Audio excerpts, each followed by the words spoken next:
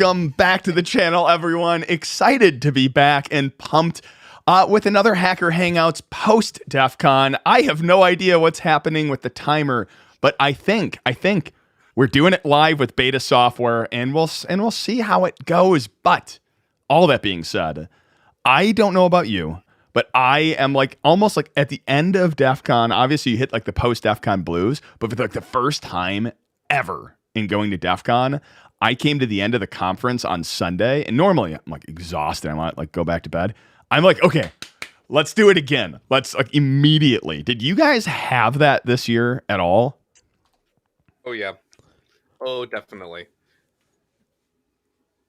Gourry, what about you? Every year? Yeah, I was exhausted. I was spent, and I know that. Oh, I'm a little fuzzy, aren't I? Let me see if I can fix that. Ooh, You're not fuzzy. No, maybe. You're not fuzzy. What happened? Yeah, I'm exactly not fuzzy. Yeah, what is? I shaved my DEF CON beard off. I don't like it at all. Nothing about that. By the way, I don't like it nothing about that do I enjoy right now. Put it back. Put it back. My wife was definitely like, "Ooh, that's different. We can rub cheeks together," and she rubbed her cheek against mine, and she went, "Ow!" Immediately, she had like a little micro abrasion on her cheek. She's just like, "You're never allowed to shave again." It's do you instantly regret it? I know, like I've shaved like twice, and it's horrible. I instantly regretted it. After I looked at myself in the mirror afterwards, I was like, yeah, I require a beard in order to look anything remotely close to attractive. So I was telling Silk this before. I got out of the Navy. Oh, we're close to a decade ago now. It's getting close. And I used to shave every day because Navy. And I'm not going to kid you. My skin has become so sensitive since I stopped shaving that when I shave now, I have to be really, really careful. It hurts, like really careful. You said you were exhausted at the end of DEF CON. Yeah. All right. So I was exhausted. So I was running around with the camera, and most of the weight went on one arm. So I have one really big arm now. But no, I like at the end of it, Silk and I were talking. I was like, yo, I'm not doing 50 videos again. This was too much. Like now we know our actual limit. Like the first year we did 20, and then the second year, this year we did 49, I think it was, including 2 streams. And I think, yeah, I think like 6-7 videos a day is more than enough. If I'm going to be honest, especially because like we tried to organize as best we could. We tried to get the most coverage we could, talk to the most people. There was a lot of prep work that went into it. And then all of that prep work went out the window when we got there, and we were just like, let's see what we can get. Well, but here's the thing. Realistically, right? Well, but here's the thing is that it's prep work. It's not planning. Right. So we prepared and we went through the list and we looked at everything that we could possibly get. And then everything went out the window. But then when we're standing in the hallway in Flamingo, I was just like, this place is over here. Let's go there. This place is over here. Let's go there. I know what's in here. Let's go talk about this competition. Let's go talk about that. And that helped a lot. And that kept us rolling. And at the end of it, I was just exhausted. I was ready to go home. I was like, no, I'm good. I don't need any more DEF CON this year. I want to talk more about video, because I think that part was fascinating, because that was a really interesting interaction with me and you going, let's get as much as we can. And it flipped. Like, but I want to cover video in a minute. Gator, Gulo, you guys were like pretty much Darknet, like bam, the entire time. How was it? How was con for you? Did you get exhausted at the end, or were you like, let's do it again? Gator was Darknet sitting. I was Darknet standing. So I spent the entire con teaching electronics, basic electronics, circuit design, and helping people assemble those devil badges. Also, like, I noticed you totally nabbed another sign, didn't you? You totally nabbed another sign. Nikita shouldn't notice. My goodness. Gator, what about you? So yeah, it was Dark Knight the entire time. Gulo and I got to walk from the contest area over to the hardware hacking and soldering village, so I could pick up a projector screen from Kralik. And then we walked through the vendors that were completely sold out of everything by Sunday or by Saturday about 1 o'clock. It was absolutely nuts. So yeah, it was completely Darknet the entire time. I got to tell you, Silk, my batteries were completely recharged by being able to see people for the first time in 2 years, be able to interact with people, and seeing all these badges walking around for folks who were going through and learning something new was freaking fantastic. I'm pumped, ready to go again. Yeah. So like, at the end of it, did you get to it? You said you got like energy from it. Could you have done another one straight away? Another 4 days in Vegas is tough, but because of the people, as long as the people were there, I could probably do it. I had the we did that. We did that the year of the urinal cake. We were there from Monday or something like that, all the way through the following Monday, or maybe it was longer than that. It was 10 days, dude. And, it's too long in Vegas. Yeah, it was 10 days. I shouldn't be like. By the Silk's way, entire setup is screwed up. Oh yeah, my entire setup is screwed up. The other thing I'm laughing about as I'm like, by the way, the timer, we are on beta software right now, which I'm excited about because it adds so many more features, because it lets me not have to go through Restream. But like the whole thing there's definitely glitches happening, but I don't think anyone's noticing them. It's just, I'm going to just like weirdly stop talking. For me though. So I was there 10 days again. 10 days? I showed up super early so that I could finish the badges. I spent like 2 straight days documenting those badges from a hotel room because it was easier than having my boss call me every 10 seconds saying, hey, this doesn't work. Hey, can you fix this? Hey, where are you at? Hey, why are you not responding? You had a weird. Gator said something kind of interesting though, which was kind of the experience I had. I am very much an introvert. Like, people wear me down. Being around people just exhausts me, and that's my typical interaction. But DEF CON was like the opposite. Like, I remember like coming down the escalators for the first time like on Friday, because Thursday everyone's kind of like registering and things like that. Thursday.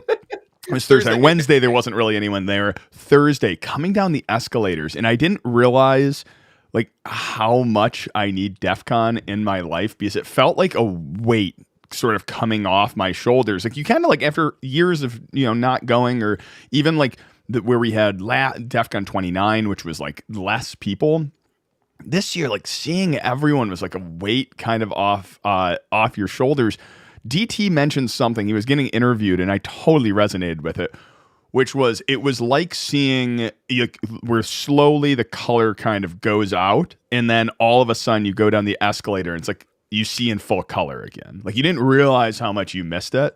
And that was cool this year. Like, it felt like I got more energy interacting with people. And you even notice it in the videos that Gourry and I did. They started out like almost interview style, which was good. Like, and then slowly I feel like I was able to get more personality. We did like the completely goofy knock one. I got to geek out more with like the lock picking and tamper evident. And as time got on, it was like, these are my people. I'm happy to be here. With that, did you guys do you feel like that flipped for you too? Like, you got more energy being around more people? Or were you no, not at all? I mean, which ones are tired? I think Silk and Gator are like, oh yeah, that was definitely my experience, and me and Gulo are like, that was a lot. And part of this is probably, I won't speak for Gulo because I want to hear more about Gulo's con, but for me, despite the fact that Silk and I being tied at the hip the whole time, we experienced 2 entirely different cons, because he was always in front of the camera talking to people, and I was always behind the camera not talking to people. And I'd talk to people off camera and stuff like that. But I was always in the mindset of like, what are we doing next? Where are we going next? What are we getting next? What are we, what's on our schedule? What are we doing? And so I didn't get to experience I'll say this. I got to experience more of the conference than I have in prior years, which was great, because I got to see what actually was out there. So if I wanted to go go look at what I wanted to do some year if I wasn't helping to run the conference or do a conference or do a competition. I now have more or less everything I need because I got to go to every single village and talk to every single organizer, and so that was super useful to me. But at the same time, I didn't actually get to go to con, which was a difference for me. That was different, and it was a fun way to experience con, but I don't think I would do that again because it was exhausting for me. And I'm usually a really social guy at conference. So, Gulo, what you seemed like you had a different con than most.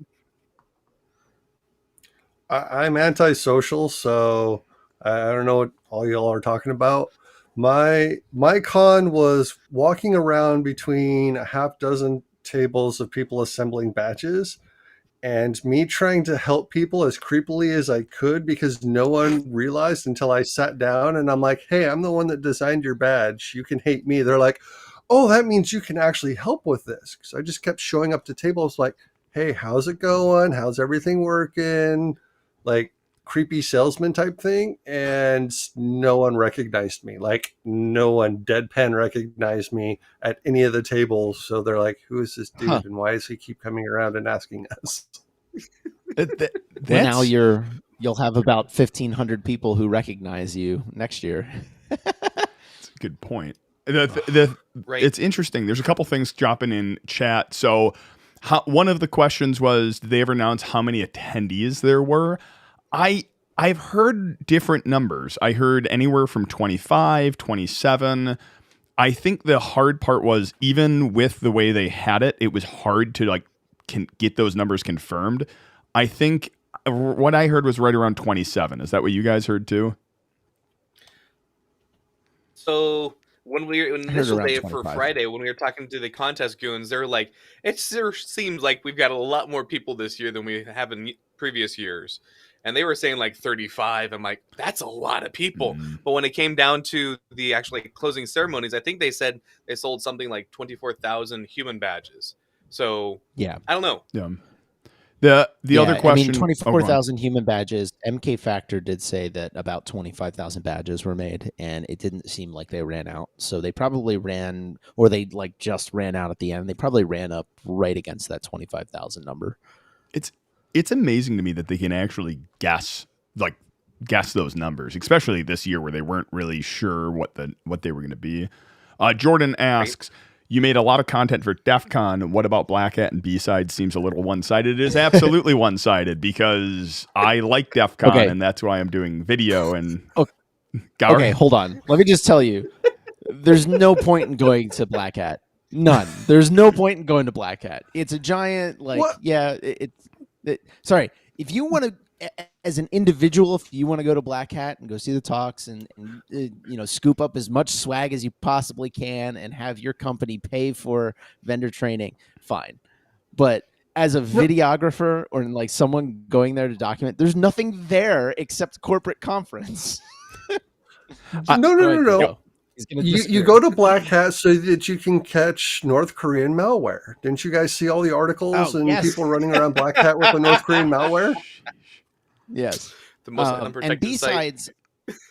B-Sides, I actually think that is a good question. B-Sides Las Vegas is a nice conference, and I went and presented there one year. Although it's largely talks, it's not so much.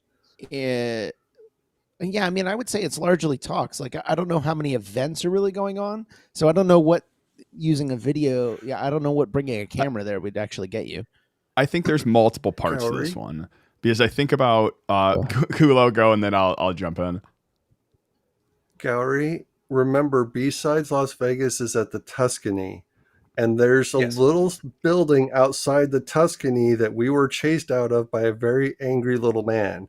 So and be very, very careful if you go to B-Sides Las Vegas. Yes. Although I'll probably go back to B-Sides at some point. I think it was good this year. The core of this question I want to answer a couple different ways, which was, why DEF CON and not the other ones? If we go back on a history lesson of this channel, it was interesting because this channel evolved from like, gosh, it was funny. So I want to do a video on this, which is talking about like what brought me to do video at DEF CON, and then what brought me to do video with Gourry at DEF CON, and then what brought us to doing this crazy thing which happened here. Because, you know, it starts like it starts clear over a decade ago of getting, by random happenstance, getting my roommate with Bunny, where Bunny led me to DEF CON led me to Darknet led me to a black badge. The reason I even cared about a black badge to begin with was because Bunny got one from the Mystery Box Challenge, which Lost runs, where Lost was a teacher of mine. Like, all of these things coalesced to leading me to Darknet. And then Darknet led me meeting two remarkable people, actually three remarkable people, but two remarkable people who made a urinal cake. Yeah, then you gassed me with the urinal cake. I found that so freaking hilarious that I'm like, you know what? I want to do a video of this. Made the urinal cake DEF CON video because, and then I know about YouTube, I wanted to start one, and then all of these things kind of trickled, and then it was like DEF CON reached out and said, hey, you want to do videos for DEF CON because you did this thing? And then that led to the evolvement of how in the world do I do this?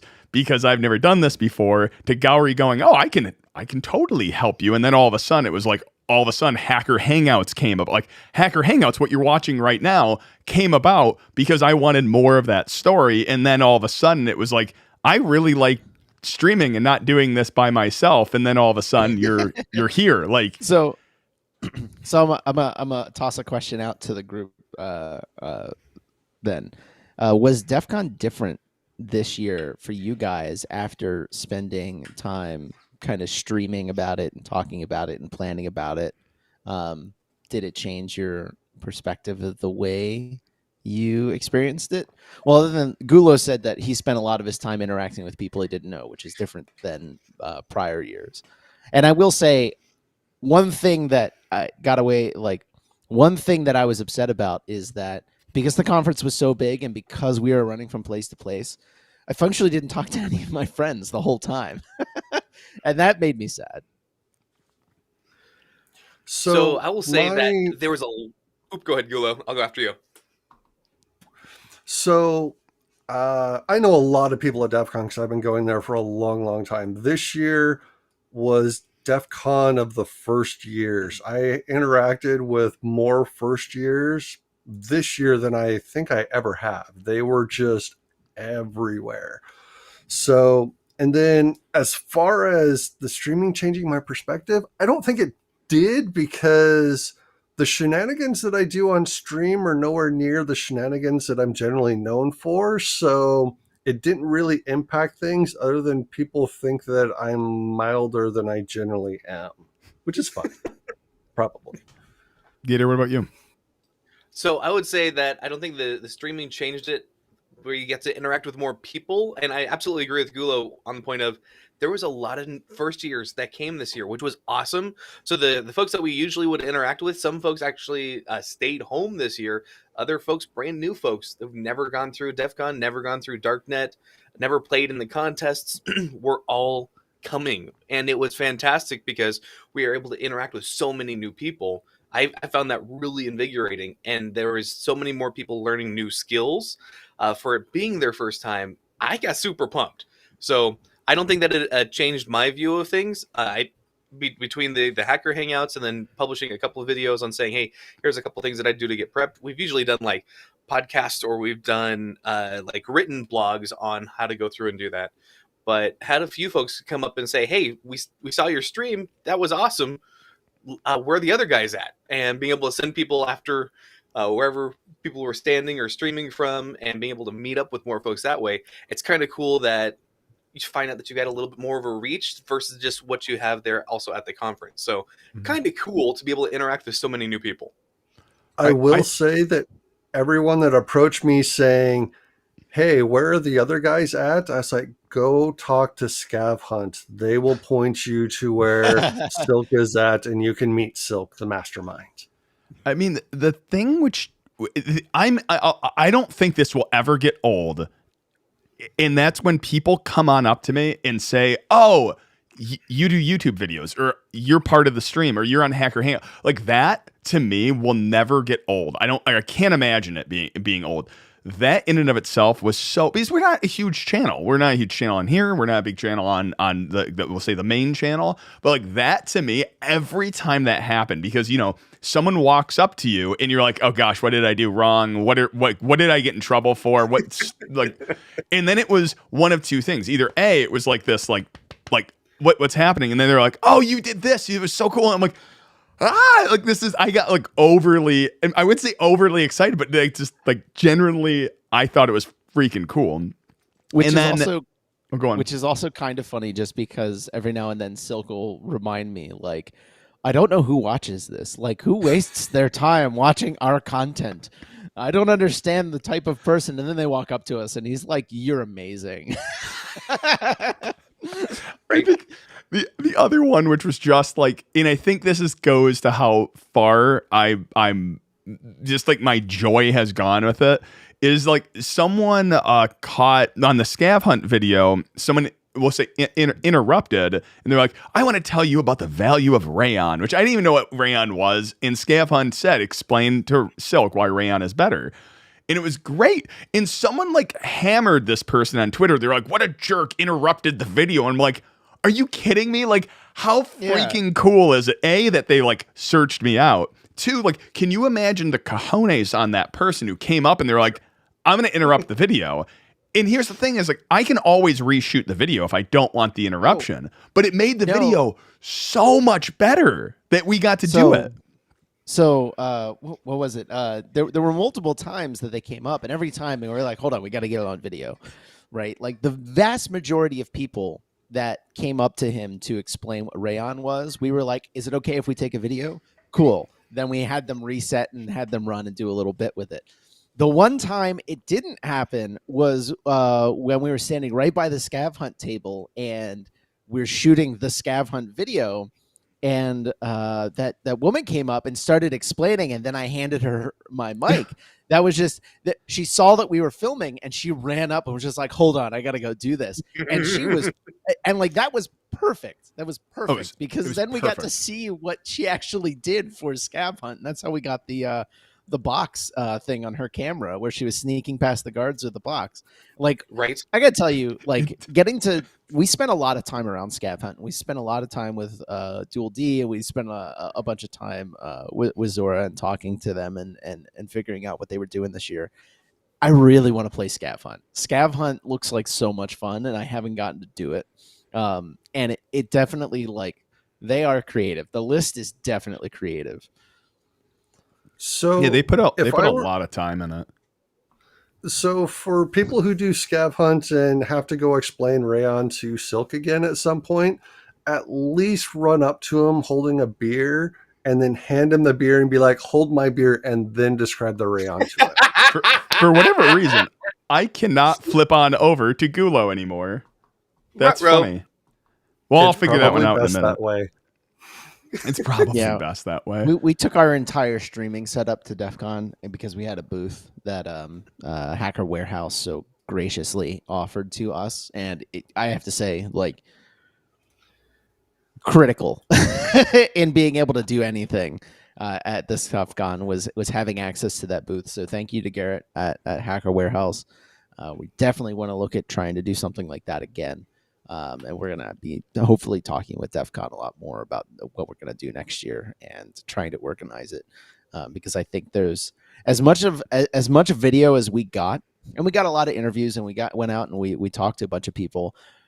The best videos were like when you walked up to the vending machine and there were people trying to steal stuff out of the vending machine, and that was the competition, right? Like, that's what you were supposed to be doing.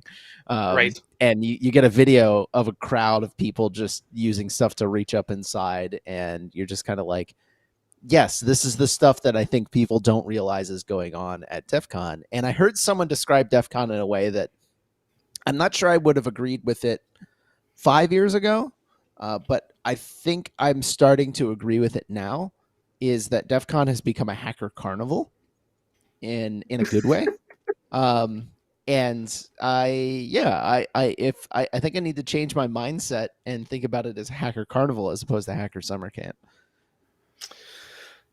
That's an interesting thought process. I will say I appreciated how much running around y'all did, because for those who are running the conference, we didn't get to go see all the corners of the con, and post con, or being able even be able to come back at night and say, hey, let's grab one or two videos and see what else is going on at the conference, because they shut things down. Hey, that's kind of cool. All right, awesome. Oh, that was here this year too? That's pretty sweet. So you guys put out a lot of content.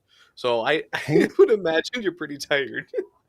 I mean, Hanging out with Silk during the parties and stuff, Silk had a camera and everything was a shiny object. He ran from everything to everyone. Ooh, look at this. Ooh, I need to record this. Ooh, Gourry's going to love this. Where's Gourry at? Why isn't he not recording? I was like, holy crap, dude. Decaf. It was one of those funny ones where it was like there was two times I remember I'm gonna go put my camera down. In both times it lasted about 30 minutes, 40 minutes. And that was about the walk all the way down to the conference. I'd sit there for 5 minutes and go, all right, I need to go get my camera again, because it was like there was so much footage. It was just so much one of those things where I'm like, I want to grab this and someone else needs to experience this with me. I think it was interesting when we were picking out videos to do. You kind of see this transition happening between this is organized and then this is really cool. I think like things like the reaching into the X and or badge into the thing where they're going up, like that was totally just this is really cool. Let's go. We need to get video of this. I don't even know what it is. I want to go find this out. There was other ones where I feel like I wanted even more video of it, like the soda machine, the shells on demand from Scav Hunt.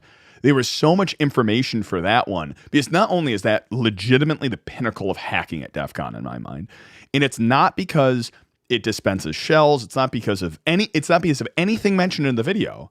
It's because the entire thing, I think we mentioned it in like a 5-second clip, the entire thing was dumpster dove. Like every piece of hardware in the entire thing, he collected dumpster diving. Like that is insane to me. Let's go to a few chat mentions. Yeah. So let's see. Ronan Reed said, I spent most of my time at the Social Engineering Center. It was so fun to watch people so easily vish companies that didn't know till that moment. So first of all, vish is a new one for me. What is vish? Can someone phone? So phishing would be email, smishing would be over SMS, and vishing would be over voice. Yep. Voice ishing. Right. I like it. Yeah. So that's been a long time thing at DEF CON. And to be honest, I mean, I sat in there, I don't know, it must have been 8 years ago and listened to that. And it's always entertaining. It's always entertaining.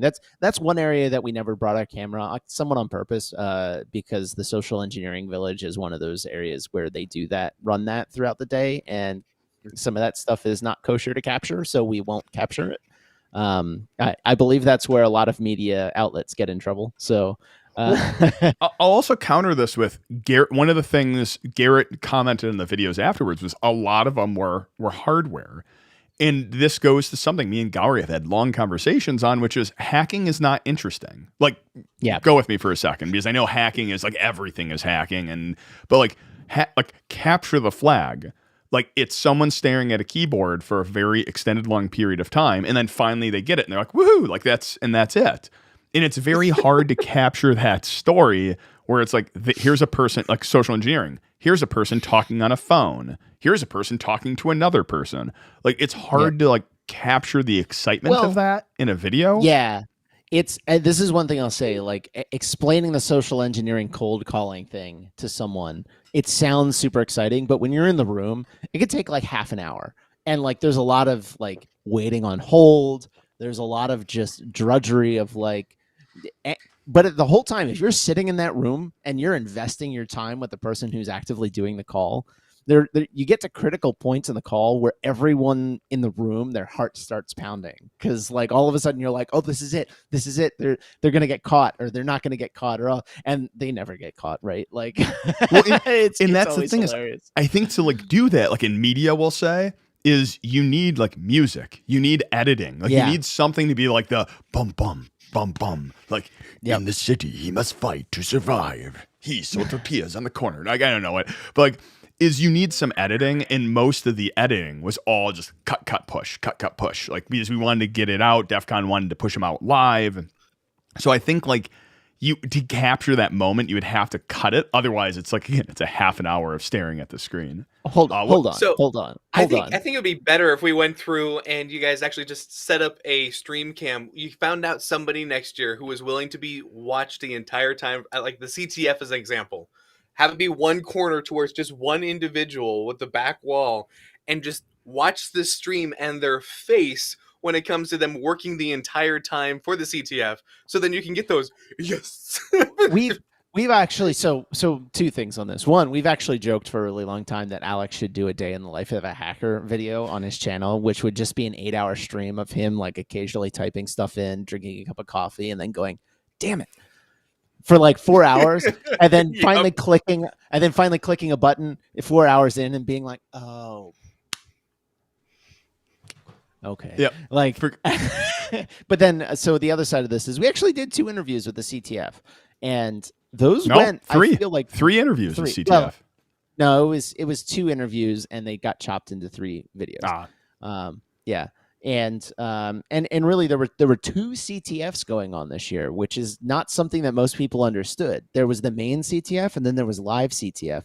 And the live CTF, if you go to, I think it's livectf.org or livectf.com, they tried to do exactly this. Instead of focusing on the main CTF, they set up mini challenges within the CTF that 2 people, they took 2 people from some set of teams, put them in the streaming area with laptops, and then they had to stream their desktop or their laptop display out to the internet, and then they had live commentators that were explaining what each competitor was doing.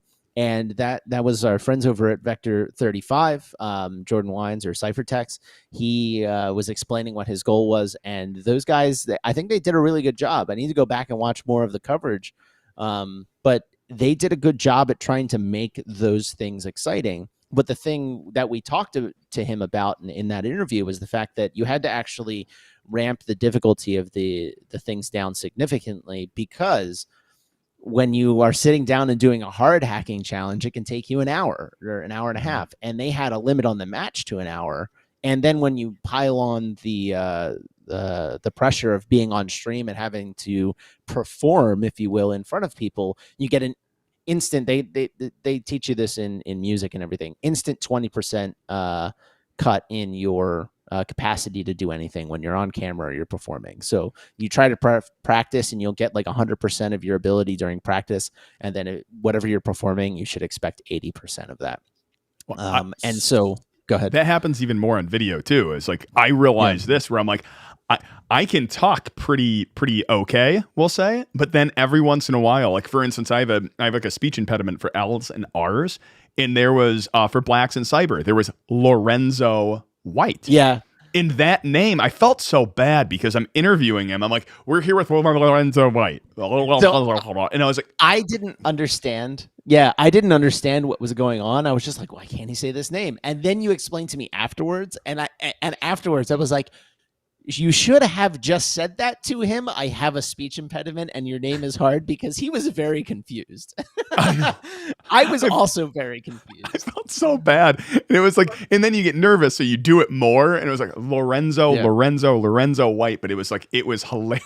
I felt so bad. But yeah, the camera goes on and you start making these stupid screw ups over and over. I think that was the only one though, which was like, oh, I did it like 4 times in a row. And I can't imagine the editor. I always laugh at the editor. You send them these videos and you're like, what in the world is this? Like, what in the world are they watching? Like, I still think this is like, I can define it. Most people cannot say like, at what point did they start like not losing their inhibitions maybe, but at what point did they say, I'm okay embracing the weird in front of the camera? And it was early on. There's two parts. One was DEF CON got me over this really, really well. That was a big growth thing. The other one was the thumbnail where I said something like hacking naked changed my life. And there's the thumbnail of me actually without a shirt on going like this. And I found it hilarious. But remember, that was back at the point where I was getting some help with the thumbnails because I was just learning it. And I'm sending the editor like 15 naked pictures with like all these different so faces. Everyone who's watching the stream, just know that Silk's nudes are on the internet somewhere. I wonder if they're on onlygulo.com. Well, the funniest thing is we never did this at DEF CON, and I need to do it for the thumbnails for Hacker Hangouts, is that if anyone hasn't noticed, I give the thumbnail artist, Mark, if you ever heard his name, he is freaking incredible. But I only have one picture of each one of their faces. It's the same, every thumbnail with their face on it. It's the same face. It's just tilted and moved a little bit. But I have a folder in Google Drive, which is legitimately called Stupid Faces. And it's like happy, excited, angry, because I don't want to have to do a thumbnail every time. So it's just hundreds of pictures of me going like that. And I need to do these for all three of you. So I have some variation to pull from for thumbnails. Gulo. Okay.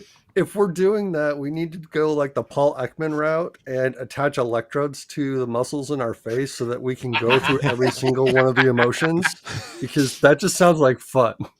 Right? Leave it to Gulo to turn this into a secret challenge. We need this to be a quest, right? Right. So give me your creepiest smile. So I want to ask about the Darknet badge. Was it everything that your hopes and dreams desired, other than the obvious problems with level 2 that I heard about? So I was thinking about this a while back. I'm absolutely for those watchers who didn't happen to go to DEF CON, it went fantastically enough that DEF CON made Darknet a black badge contest this year. And one of the reasons they cited was because of the Arts and Hacks badge, which Gulo executed perfectly. No issues whatsoever. Went off without a hitch, and nothing went wrong at all. But how did it actually go? We only really had we had a hiccup with the level 2 badge where my schematic was wrong. So I went through AtCon and I updated that. So there was a time of about 20 or 30 minutes there where I was away and I was updating that. So that wasn't that big of a deal. There were some players that spent a couple hours beating their head against it, but I actually handed them my example circuit so that they were able to go through and look at what I did anyways. And then when I updated the schematics, it was based off of my example circuits. So that wasn't that big of a deal.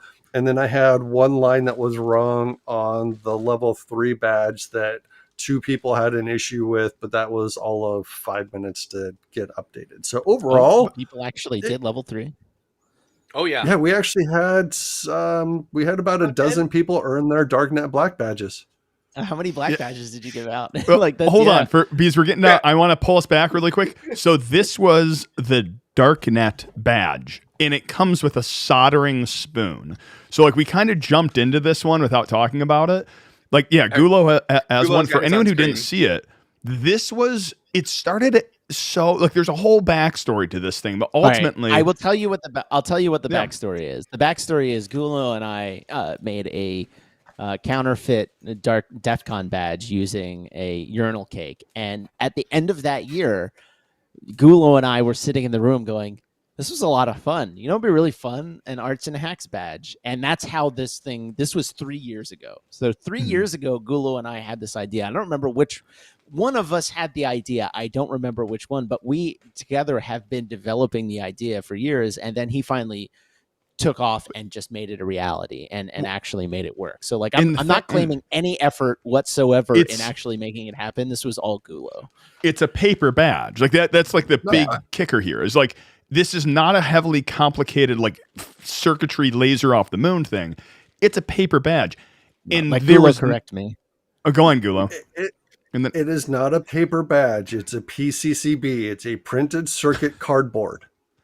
Yes. Yes. But the thing which was interesting about this is when we were talking about this, or when all of us were kind of pitching ideas, obviously there were so many jokes about this going is this are players going to feel like they've been had? Because historically there's been these incredible badges, dual PCB, dual processors, RF, all this technology in it. And there was some nerves about this. What is the reaction? And what was you guys crazy had nerves about it. You guys Yeah. had nerves about it. I was never in question that this would go off without a hitch and that people would love it. I knew it because like I functionally made the counterfeit badges for DEF CON. We acquired the materials together, but I shaved those things down and I hot glued them together, and we collected the components for it, but I had the most fun I had ever had at DEF CON doing that. And so without a doubt, I knew that people would look at this and just be like, wait, what? Wait, there's copper tape in here? Well, that's really interesting. A soldering spoon? Hold on, I got to do this. Like the more it developed, I had zero doubt in my mind that it would be one of the biggest things at DEF CON that year. Hold on, before I hand it to Gulo, the thing I wanted to mention is when we walked up to Darknet the first time, it was like, where is Darknet? It was because it was like kind of like, we'll say, off in the corner when you enter the contest area, and there's a reason for that.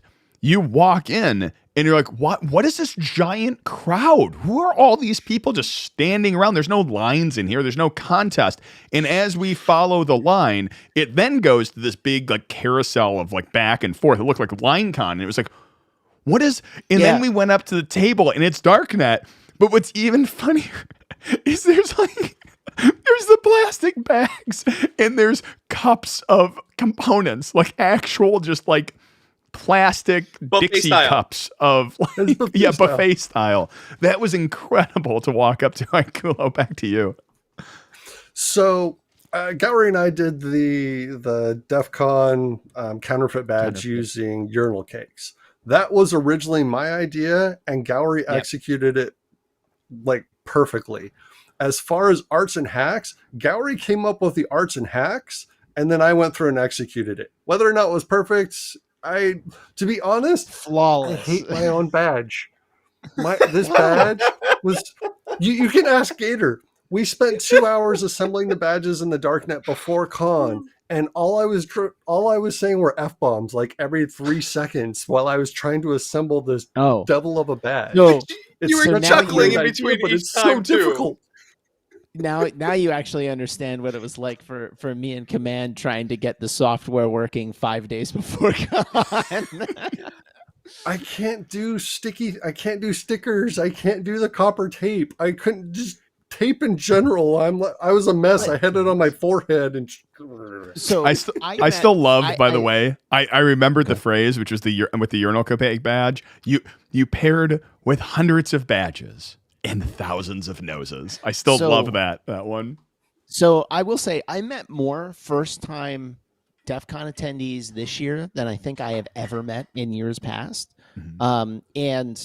I had a school teacher friend come with us, and they sat down and did the Darknet badge, and they're now going back to their school and being like, this was awesome.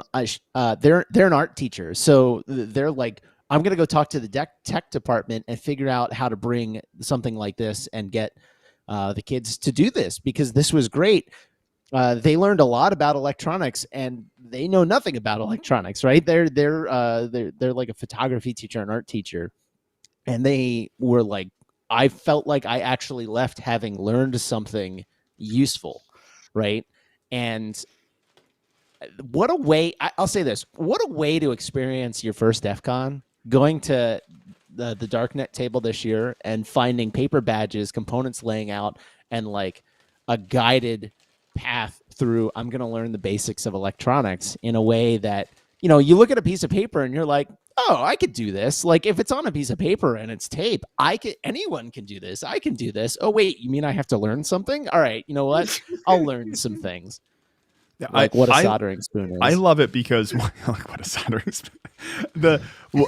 Just to pile on that one, there was a lot of interesting badges. One of them was it Make It Hacking? I'm trying to remember. It was either Make It Hacking or Twinkie Twinkle. Twinkle. That one is.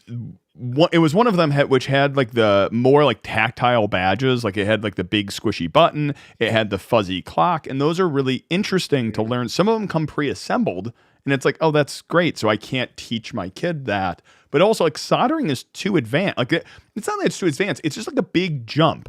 In as a with a 5-year-old, I'm not gonna like hook them up to a hot soldering iron. Yeah, there's cold solder. I get it. But like, this is approachable. That's what I freaking loved about it. Because this one, that's why it's not done yet. Is because I want to sit down with her and do it. Yeah, I have mine back here, but this is what I was saying. I was like, there was never a doubt in my mind that this would go off huge. Did I think it would end up being black badge contest worthy? No, but then again, after thinking about it, I'm like, yeah, of course. Like, that makes total sense. Like, it gets newbies integrated with the conference. It's something that DEF CON wants to encourage. So, yeah, Twinkle Twinkie was the one who made those. Yep. Absolutely. And I'll say, with the other folks who helped volunteer at the Darknet table, getting folks in through the lines, getting them the badges that they went through and needed, digital helping out, actually explaining to people what Darknet and the Darknet contest was, super awesome. Having our other volunteers like Oh Hi There, Mansell, Pyre, Key, it was absolutely amazing, not only to see those folks come in and help us out, but also previous operatives come in and say, they're at the con, and we got to visit a bit there. Was amazing. When it came to the different age groups too, we had everybody down to like age 4 or 5 going through and grabbing the badges, all the way up to like easy 80s. So it was absolutely awesome to see the entire spectrum. And some folks would just go through and do the circuit board layout. Other folks are like, oh, there are arts and crafts. There wasn't as many that we thought it was going to do the arts and crafts side, but the fact is that the materials were there for folks.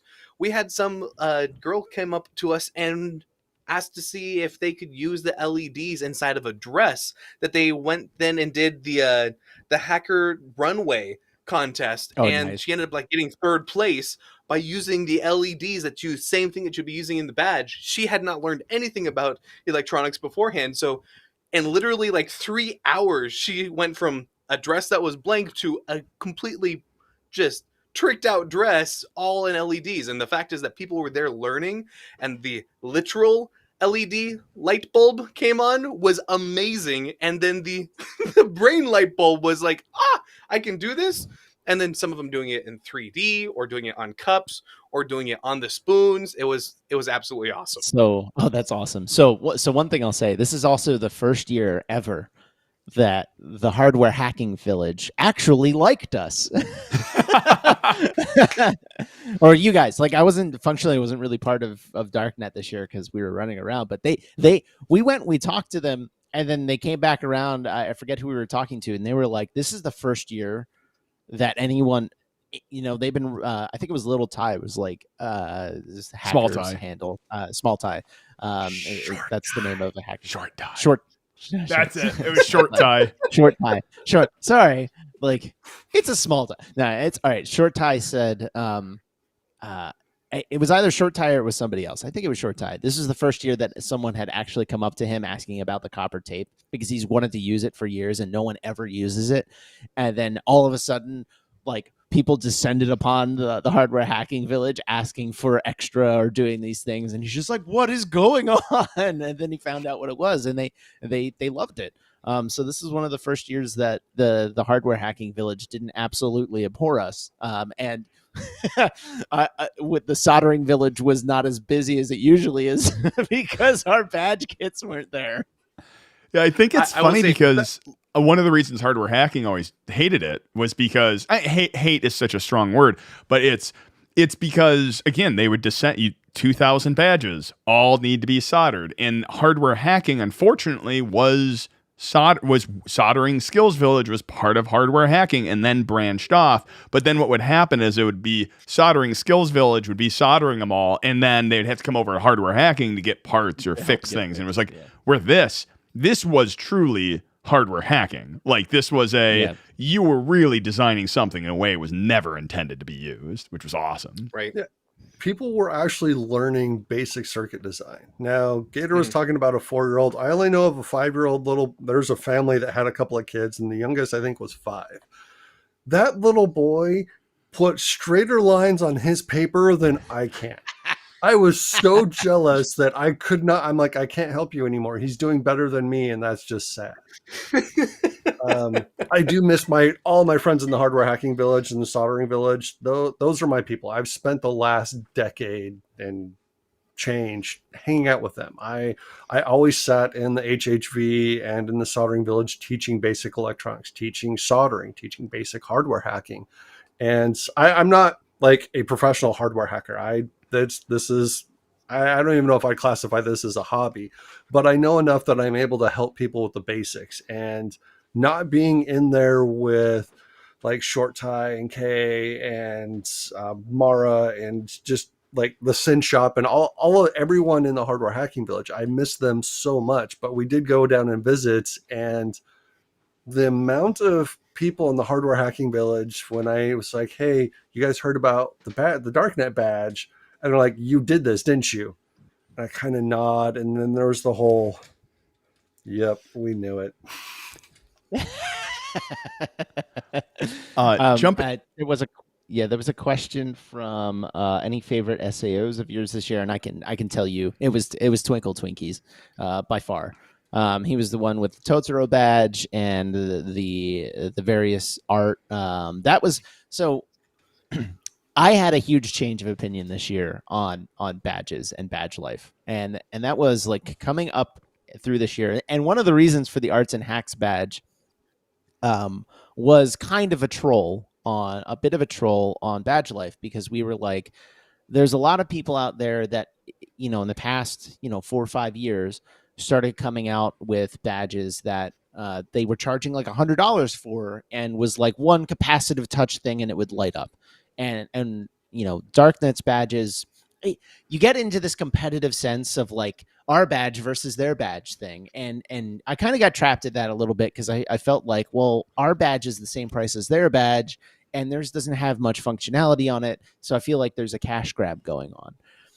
I saw so many, like the SAOs are really interesting in the sense that it is literally like almost by itself designed to just be a blinky light. Not, there's a capability of having some data pass and forth. There's some capability of doing something more complicated. But most of the SAOs are like little flare. They're, hacker flare, if you will. And that's the Aerospace Village badge. And I saw so many this year that went from, we talked with MK Factor about the art on the badge and how the art on the badge really takes it from a piece of electronics to a badge. Like if it wasn't for the art, it would be a piece of electronic. It would be like a test board, right? And going from test board to art on the badge is what makes it into a badge and something interesting. Twinkle Twinkies SAOs and his Totoro badge, one, they and I'm sorry we don't have any. I guess Silk has a couple.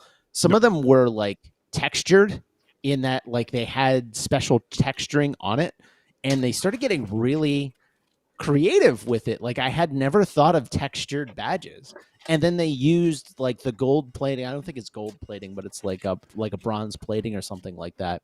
And it went from like it looks like a high tech pin piece of flair. And I was looking at some of these things and I was like, a lot of thought went into the art behind this. This is a piece of art.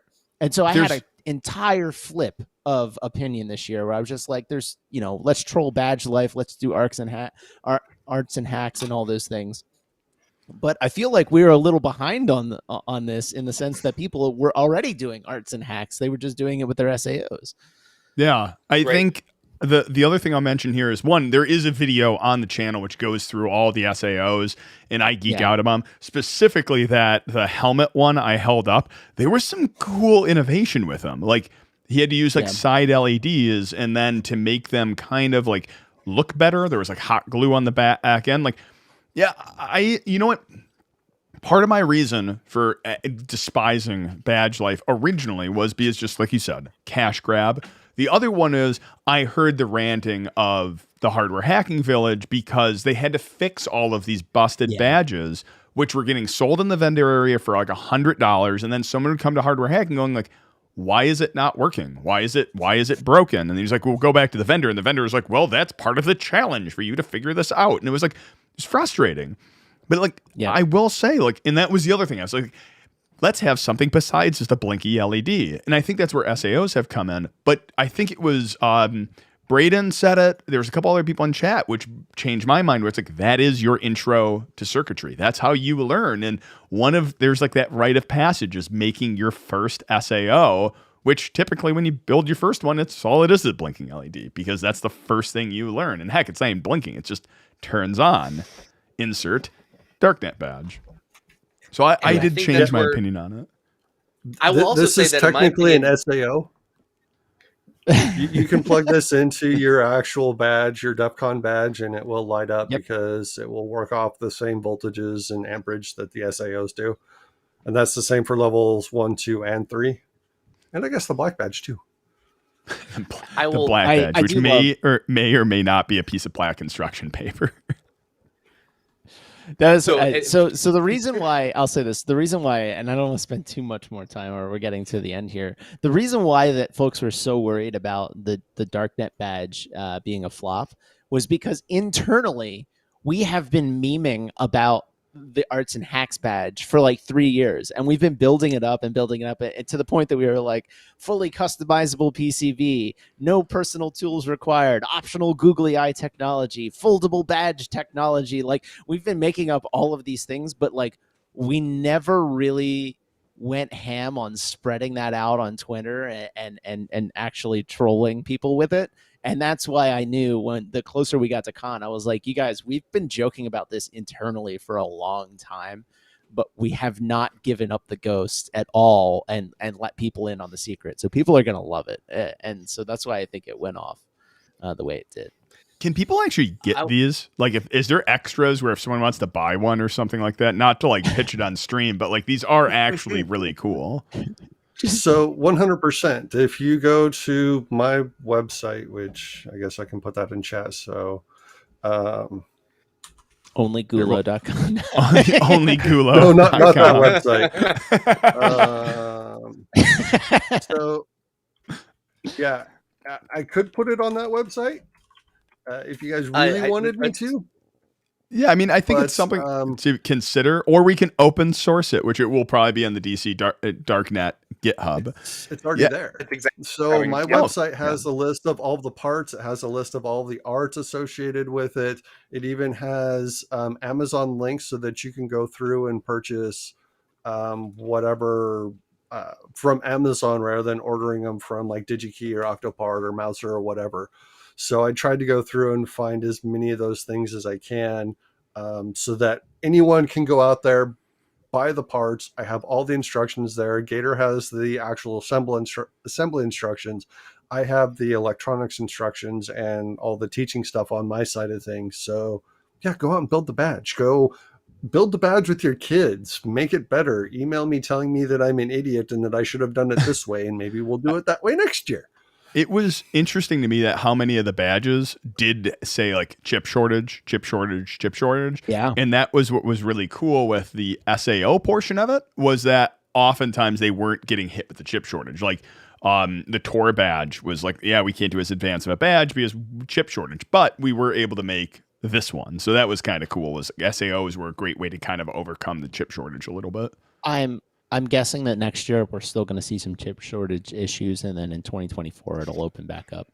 Once Intel gets a lot of their foundries back online, I think or up online rather, not back online. But once Intel gets a bunch of their foundries online, I think it'll open back up.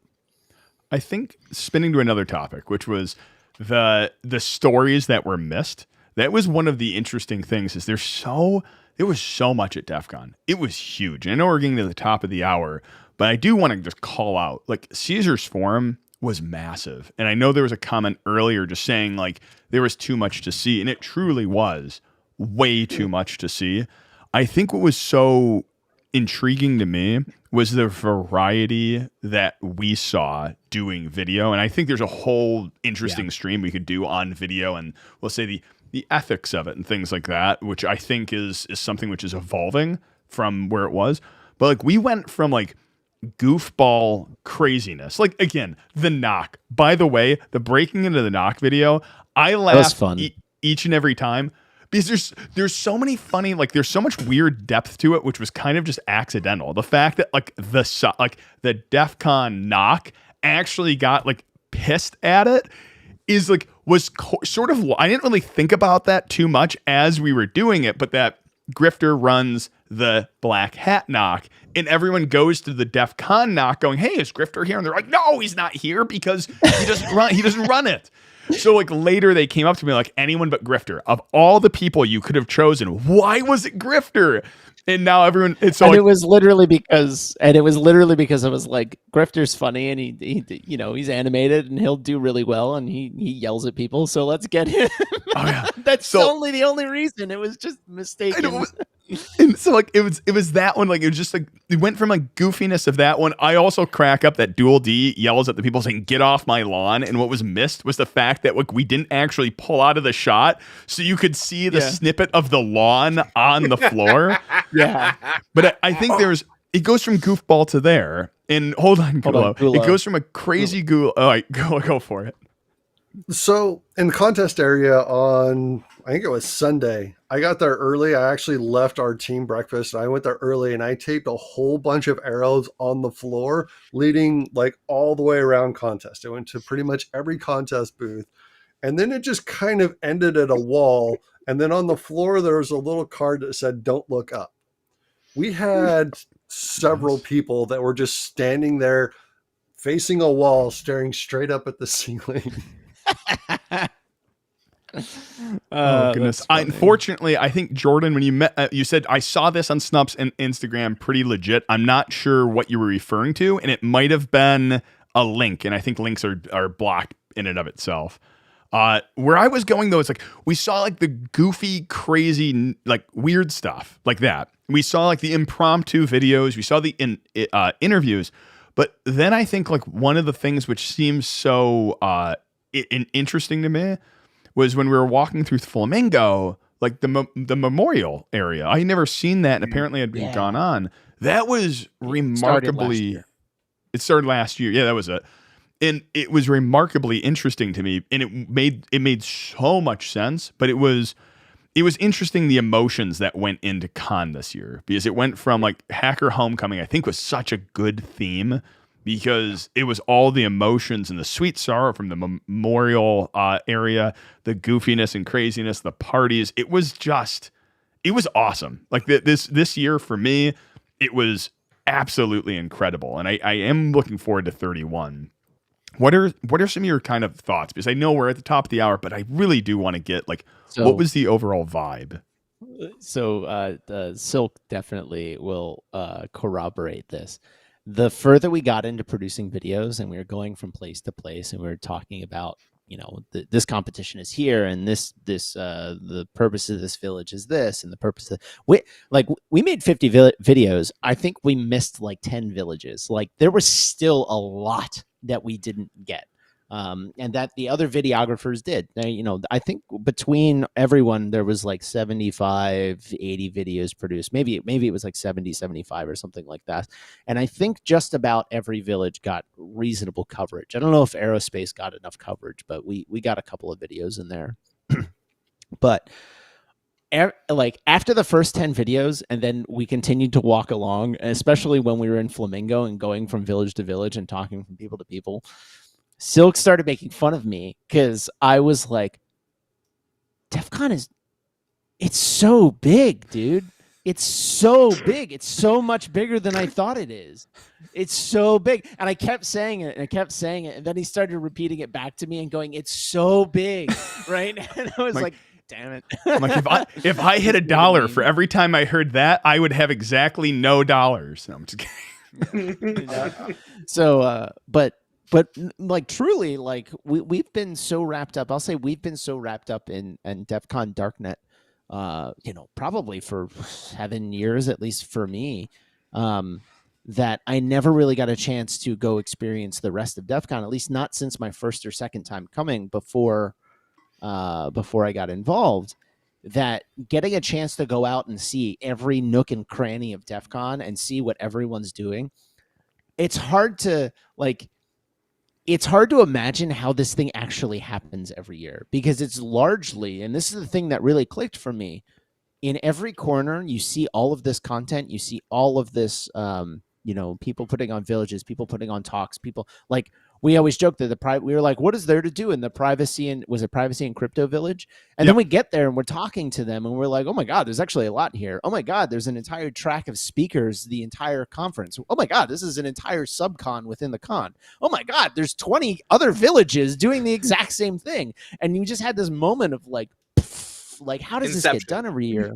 And then you realize not just that, every corner that you look in is being run largely by a 503c. Like, there's still companies coming out and doing these things, but it's all, for the most part, non-profit, except for the vendor area. And that like, it's hard for me to imagine actually making this happen year over year. And it gave me an entirely different perspective on the DEF CON management team that actually puts it on. Because you think, we were laughing about how kind of chaotic the video team was this year.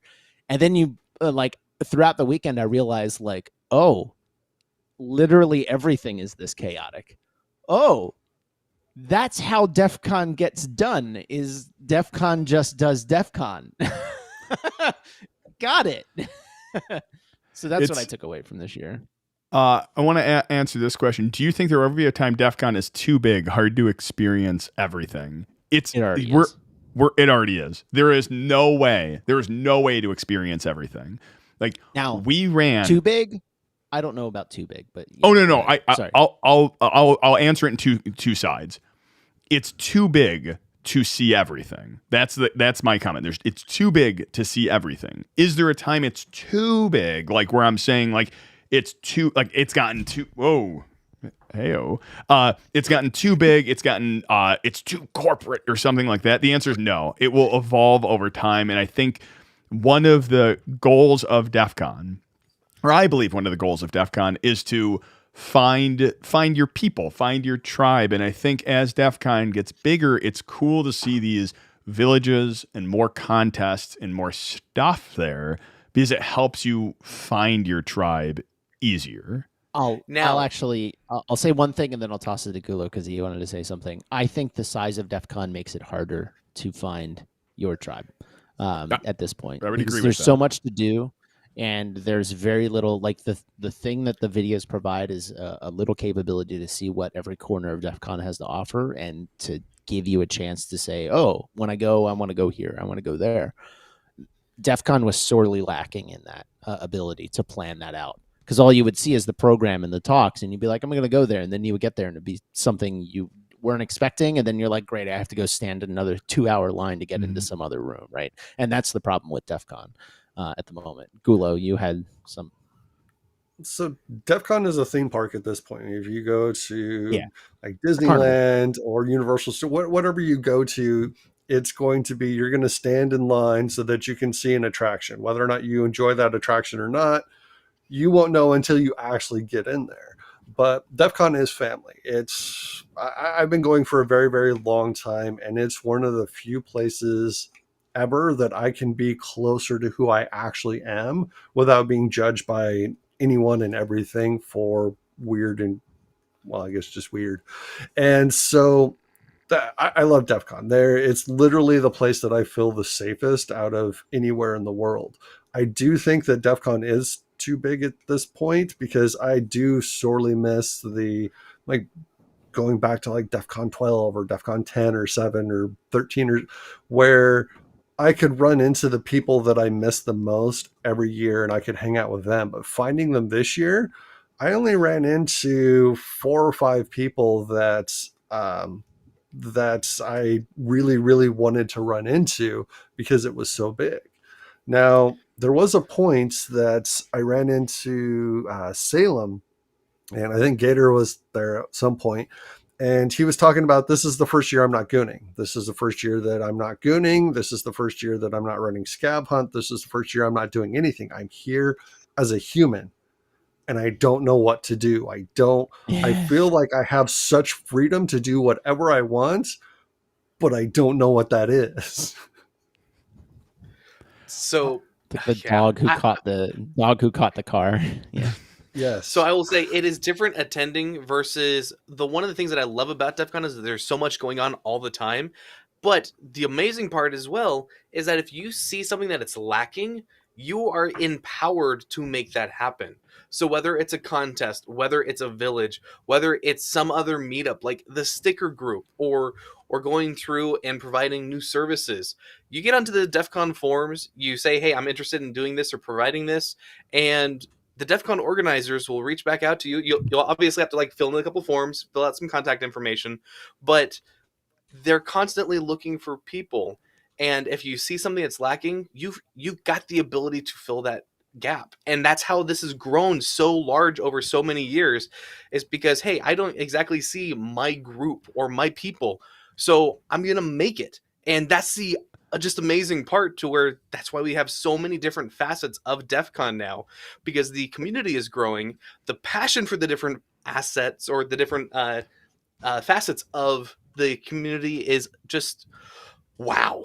Yeah, I think So one of the Okay. pieces that happens often is someone who goes, "Oh, this is lacking." It's like, that's great. DEF CON isn't doing that, because DEF CON is now kind of really community driven. Like, you have to stand up and say, "Hey, Well, I'm gonna do part of this." yeah, no, Gourry? not to like, you know me, I'm not one to toot our horns, but like the video thing, Silk and I showed up last year and we were like, let's do video, toot Yeah. toot, all right. And then this year we showed up and they were like, well, last year we did it, and we did our best to provide DEF CON with some content, and we just kind of did it off the cuff, and we decided to see if we could make it a thing, and working out the logistics of it and trying not to run afoul of the fact that we're running around with it. It's one thing to run around with a camera as a photo goon and take photos. It's another thing to run around with a microphone and video camera and take video, right? So you have to be very careful and very aware. And I'm not going to say mistakes weren't made. A couple of mistakes were made this year, and we did our best to rectify them and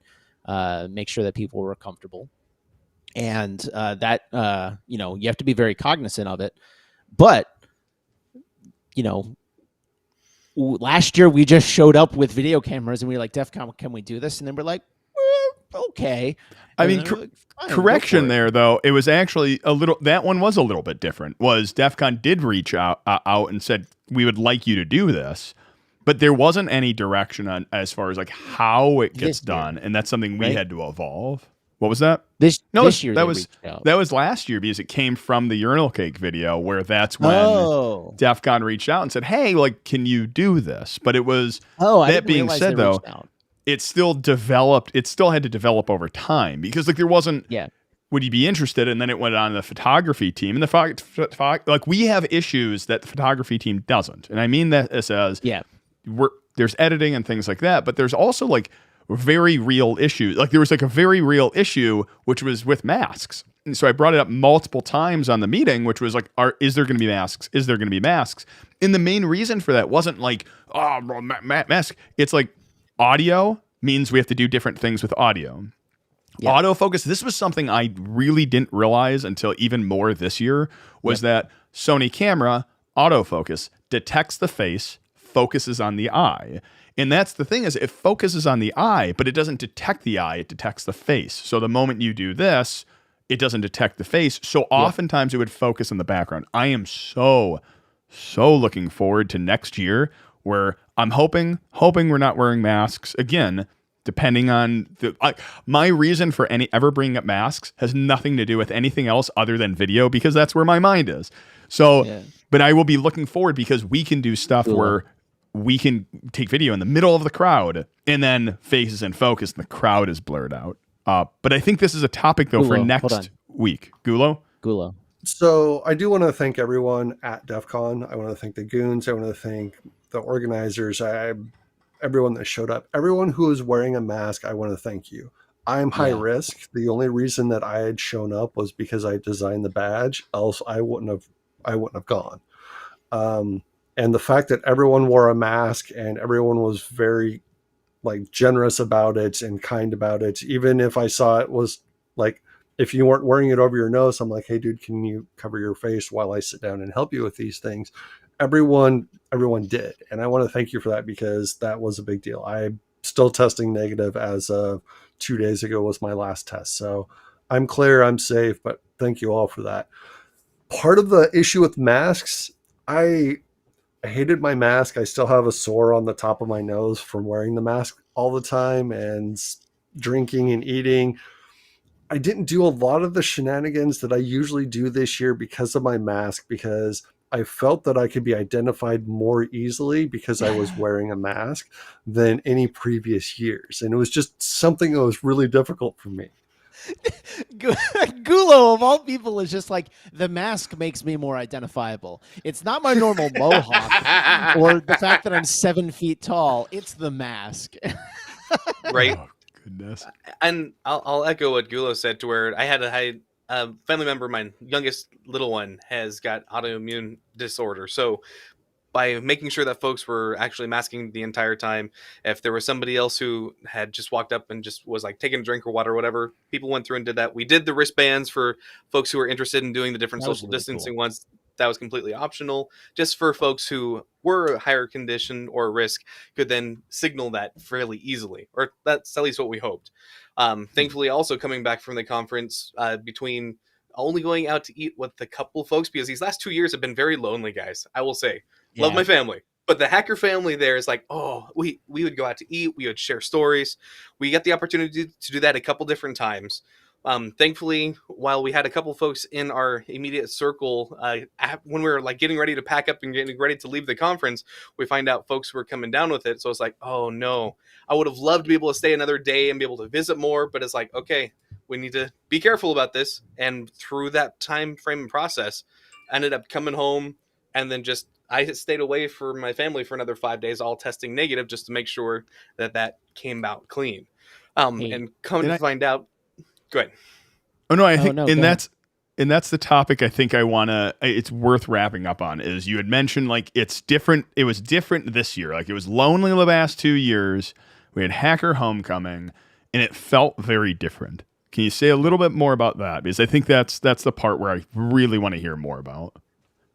It was good to see people again. It was good to be able to interact with people, and it wasn't just with the Darknet badge. It was seeing people in the elevators. Trading stickers was absolutely amazing, to where there seemed like there were so many more stickers this year than in years past. It was awesome. uh Passing around different challenge coins or poker chips or whatever else, it felt like family, and it absolutely felt like we were coming back home. And these were also with, relatively, we'll say, I felt like at least half were brand new people. And even these people coming into the community still felt that way. Even with a huge influx of new people, they got that feeling, which was absolutely just amazing, invigorating, and I cannot wait for next year on it. Gulo, what about you? I want to say, so I want to say specifically thank you to Nikita and Rachel. If you two actually watch the stream, I know Nikita does every once in a while. You two are awesome and saved our butts in contest area. You do phenomenal jobs every year. I miss every single one of you. And I really hope I don't have to wear a mask next year if I go to DEF CON, but I'll understand if I do. Yeah. I think I would agree with that one. Gourry, what about you? Buddy. Next year I'm not going to shave my beard. No, I think this year was definitely different. I will definitely look forward to next year in terms of like we're in the, I'll say we're in the, maybe not storming, but like the forming phase of building a new team. And so everything was super chaotic this year, and I'll be looking forward to like really performing next year in terms of knowing what we're doing ahead of time and having more coordination with hopefully with the DEF CON crew and the other people that are, you know, helping to organize villages, so that we can do more of the things that we want to do instead of just the interviews. Because I think the interviews are useful in helping people figure out what's out there in DEF CON, but you know, all of the things like walking up to a bunch of people sitting in a car, hacking a car, and just asking them what they're doing, and having a complete newbie say, well, I'm not doing anything, but let me tell you what these guys are doing. That was that was cool. Phenomenal. That was really fun. And so like next year, I'm hoping we can do a lot more of that, and have fun with it. So yeah, I mean, like this year definitely good, and I think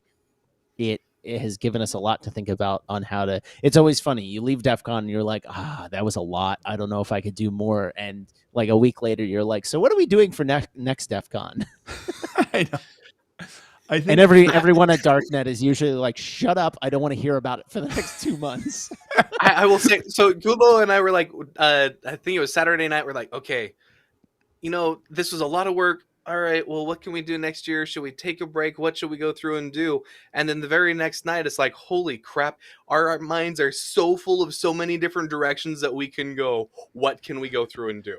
So, and A Nightmare Before Christmas, where it's like, there's only 364 days till next Halloween, and then 363. Like, it's just like one of those things is like, what's great about this year for me was I guess there's two aspects. One, I think it is I want to do a whole stream on video because I think it's a new evolvement and there's more push to it. And I think there's opportunity there as far as bringing the con and capturing kind of like trying to capture the soul of DEF CON. And I don't know if it's interviews. I don't know if it's this. Like, I want to think about it more and I want to make sure. Either way, there's pieces of that. I think it would be good. I think it would be good if we try and get some of the other videographers on stream with us. Like Allie. Allie was a lot of fun to talk to. But brand new energy too. Like she brought a different energy to DEF CON and to the stream that I was like, this is different, and I think we need more of this. Yeah. Yeah, it was cool seeing snubs with it too. Like there's so many, there's so many. This is the core of my thoughts on DEF CON this year. It's too big, and it's too big because there's too many freaking awesome people there. Like I want to meet everyone, and that's why I get like so weirdly excited when like people come up and they're like, "Oh, you're from Hacker Ham." They're like, "Awesome, where's the camera? We need to record this conversation." Like for me, it's all awesome. Like it legitimately. I love so much of con. For me, it was a weight off the shoulders. It felt like I was looking in color again for the first time. I didn't realize how much I absolutely missed DEF CON until coming down. Like seeing the coolest one. I wanted to capture the story, but I don't even know, like, you can't capture the feelings you have in like a boring video sometimes. But like at the Detroit airport, I was taking off and I approached my gate. And I see someone I somewhat recognize, and then they got closer and closer.